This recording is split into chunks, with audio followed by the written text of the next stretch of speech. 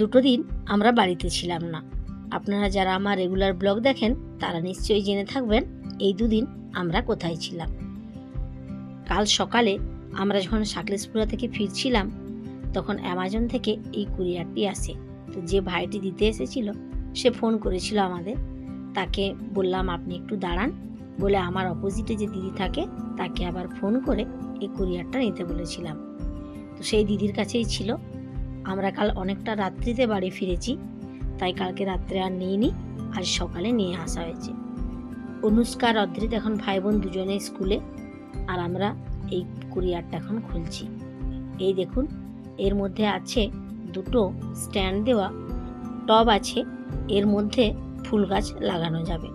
তো আমরা ভাবছি এটা যেহেতু কালার করা আছে তো লোহার মরচে পড়ে যেতে পারে, এর মধ্যে গাছ লাগাবো না, এর ভেতরে কোনো ভাসের মানে এমনি প্লাস্টিকের টবে ধরুন লাগিয়ে তারপর এর মধ্যে সেগুলো রাখবো।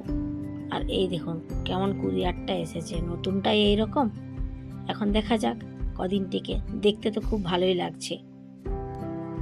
হ্যালো এভরিওয়ান, আমি আপনাদের কৃষ্ণা। আপনারা দেখছেন কৃষ্ণা দৈনন্দিন অ্যান্ড বিয়ন্ড। আপনাদের অনেক দিন আগে আমি একটা ব্লগে বলেছিলাম, সেই ব্লগটাতে আমার হোম ট্যুর ছিল। সেদিন যেহেতু রাত্রিবেলায় আমি ভিডিওটা নিয়েছিলাম তো ঠাকুরঘরটা আমি খুলে দেখাতে পারিনি, তাই ভাবলাম আজ একবার আপনাদের আমি আমার ঠাকুরঘরটা দেখিয়ে দিই। এই দেখুন, এখানে আছে বৌড়ে কৃষ্ণ রায়জি ও রাধাকৃষ্ণ, আর তার নিচে আছে আমার শিবলিঙ্গ আর নন্দী মহারাজ, আর এই সাইডে আছে সরস্বতী, আর নিচে লক্ষ্মী আর গণেশ আছে পেতলের, এটাও পেতলের, আর লক্ষ্মী গণেশটাও আছে পেতলের। আর ওই কোনায় দেখুন সাই বাবা। আমার ফ্ল্যাটের গৃহপ্রবেশের দিন প্রথম এই লক্ষ্মী, গণেশ, নারায়ণ আর সরস্বতী এই ঠাকুরগুলোই আমি নিয়ে আমার ঘরে ঢুকেছিলাম। আর এই লক্ষ্মী গণেশটাই আজকে ভাবছি একটু পরিষ্কার করব। এখানে কোনোদিন পরিষ্কার করিনি, আজ প্রথম করব। আর এই যে ঠাকুরগুলো দেখছেন, এইখানে ঠাকুর কিনলে আপনি আমার দিকে পেতলের ঠাকুর কিনলে কি হয়, ধরুন এই চোখ, মুখ, ঠোঁট সব আঁকা থাকে, এখানে কিন্তু সেরকম আঁকা থাকে না। তাই ভাবছি আজকে এই তিনটে ঠাকুর পরিষ্কার করব, আর তার সাথে রং তুলি দিয়ে দেখি চেষ্টা করে পারি কিনা ঠাকুরের চোখটা আঁকতে। আর এই হচ্ছে আমার ঠাকুর ঘর। এটা আমি দক্ষিণ পূর্ব কোণাতেই রেখেছি। আর এটা ভেতরের ডিজাইন, ভেতরে টোটাল 4টে তাক করা আছে, বেশি কিছু রাখিনি। আর আমার আগে যে ঘরের ঠাকুরটা ছিল সেটা অনেকটা বড়ই, মানে একটা ফ্রেমের মধ্যে 5টা ঠাকুর একসাথে ছিল। তো ওই ফ্রেমটা এই জায়গাটাতে ঢুকছে না, একটু বড় বলে। আগে যে পুরানো ঘরে থাকতাম, আজ থেকে ধরুন 10 বছর আগের কথা বলছি আমি, তখন কি একটা পাটা কেনা হয়েছিল, সেটাকে দেওয়ালে সেট করে তার উপর ঠাকুর রাখা হয়েছিল। তো সেই ফ্রেমটা এখানে ধরছে না আর কি। আমরা যখন ঘরে ইন্টেরিয়র কাজ করেইছিলাম তখনই জানতাম এটা এখানে কুলোবে না। তো তাই ভাবলাম এখন আর ওই ফ্রেম মতো রাখবো না, একটু অন্য টাইপ করেই রাখবো, যাতে এই ছোটো ছোটো তাকগুলোর মধ্যেও ঠাকুরগুলো কুলিয়ে যায়। আর এই হচ্ছে আমার ঠাকুর ঘর। পিছনে এইরকম লাইট দেওয়া আছে, উপরে 3টে ছোট ছোট লাইট, এগুলো কালারফুল আর কি, চেঞ্জ হয়। আর ডিজাইনটা এরকম হয়েছে ভেতরে। আমার ঠাকুর ঘরটা কেমন হয়েছে আপনারা একটু কমেন্ট করে জানাবেন। যারা আজ আমার ব্লগে নতুন, আমার চ্যানেলটিকে একটু সাবস্ক্রাইব করে দেবেন, আর যদি ইচ্ছে হয় একটু বন্ধুদের সাথে শেয়ার করে দেবেন, আর পাশে থাকা বেল আইকনটায় একটা ক্লিক করে দেবেন।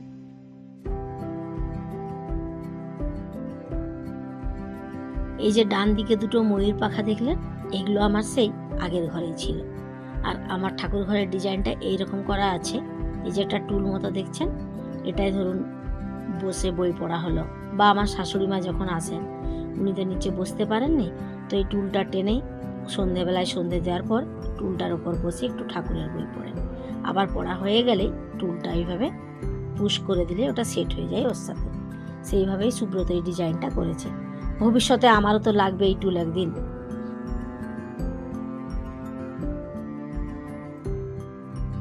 আপনারা আমার অন্যান্য ব্লগে দেখে থাকবেন, এই ব্যালকনিটিতে আমার একটা গ্রিন গ্রাস পাতা থাকে, তো ম্যাট আর কি। ওটা আজকে তুলে নিয়েছি, তুলে ব্যালকনিটা ভালো করে ধুয়ে পরিষ্কার করেছি। আমাদের ছোট্ট ঘরে এইটুকুই জায়গা, আর কি করা যায় বলুন। আর এই লাল শালুটা পেতেছি, তার উপর ঠাকুরগুলো রেখে একটা একটা করে ক্লিন করছি। আর এই যে পেঁচাটা আর এই সরস্বতীটা ক্লিন করা হয়ে গেছে। পাশাপাশি দেখুন ঠাকুরগুলো রাখলে কতটা পরিষ্কার লাগছে, যেটা ক্লিন হয়নি তার থেকে। এবার বলি, এই ঠাকুরগুলো আমরা কিনে এনেছিলাম চিকপেট থেকে।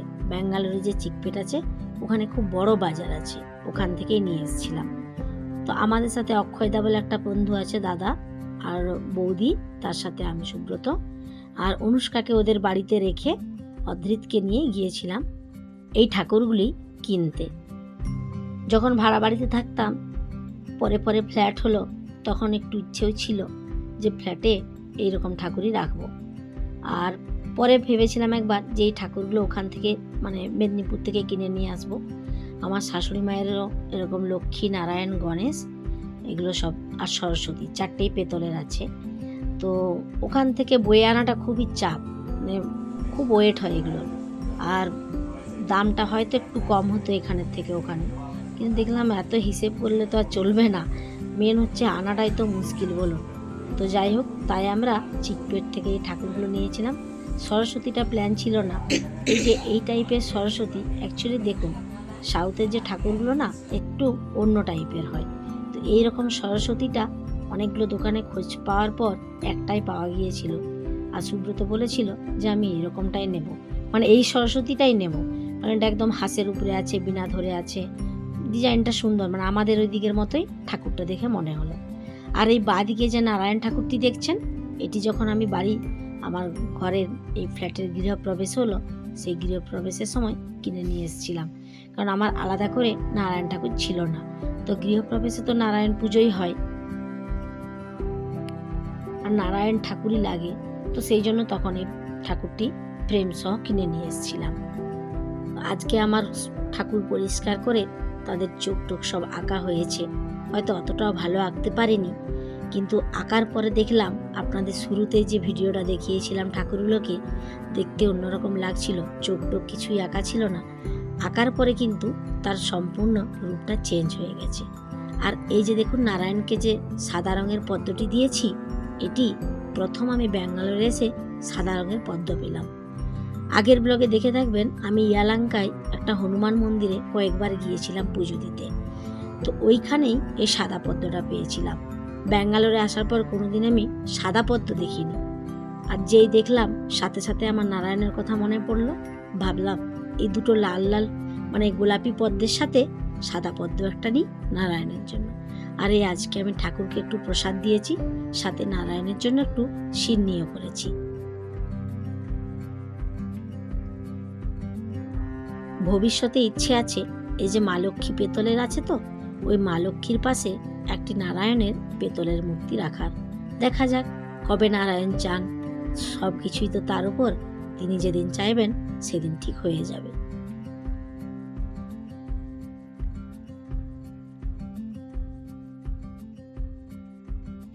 এবার বলি দামের কথা।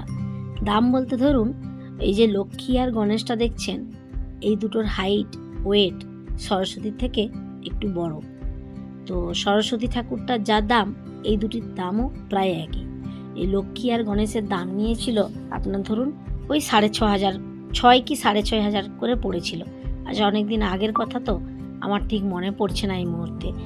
তো তার তুলনায় সরস্বতী ঠাকুরটা একটু ছোট, কিন্তু সরস্বতী ঠাকুরটার দাম পড়েছিল 5,500। আমি সুব্রতকে বলেইছিলাম তখন যে একটু যেন দামটা বেশিই লাগছে। এই দুটো ঠাকুর তো আগে নিয়েছিলাম, মানে লক্ষ্মী গণেশ যে দোকানটায় নিয়েছিলাম, তার পাশে একটা অন্য দোকানে এই সরস্বতী ঠাকুরটা পেয়েছিলাম। তো তখন সুব্রত বললো, না এটার ডিজাইনটা এত সুন্দর লাগছে, মাকে শাড়িটা পরানো আছে, আমি নিলে এই ঠাকুরটাই নেব। যাই হোক, সবই মায়ের ইচ্ছে। তো এই হচ্ছে সরস্বতী ঠাকুরটা, সাইজটা একটু ছোট হলেও দামটা ভালোই। আর এই দেখুন, এই হচ্ছে আমার শিবলিঙ্গকে আজকে কেমন সাজিয়েছি। আমি ঠিকঠাক চোখগুলো আঁকতে পারিনি, প্রথম আঁকছিলাম, আর হাতটাও খুব কাঁপছিল। আবার হয়তো কোনো দিন, আবার তো ধরুন 2-3 মাস পর একবার করে ক্লিন করতেই হবে, আস্তে আস্তে হয়তো প্র্যাকটিস করলে সব ঠিক হয়ে যাবে। আর আজকে আমার ঠাকুর ঘরটি আপনাদের কেমন লাগলো একটু জানাবেন। এর সাথে সাথে আজ আমি আমার ব্লগটা এখানেই শেষ করছি। আবারও আসবো একটা নতুন ব্লগ নিয়ে, নতুন কিছু নিয়ে।